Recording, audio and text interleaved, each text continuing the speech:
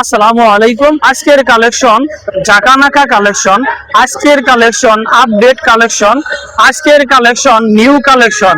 প্রিয় দর্শক, এই Suzuki Gixxer FI-APS on test 26 সালের 2 মাসের 16 তারিখে কেনা গাড়িটির বয়স হচ্ছে 2 মাস।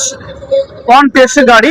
এই গাড়ি যদি কেউ নিতে চান, গাড়িটির প্রাইস হচ্ছে 2,95,000 টাকা।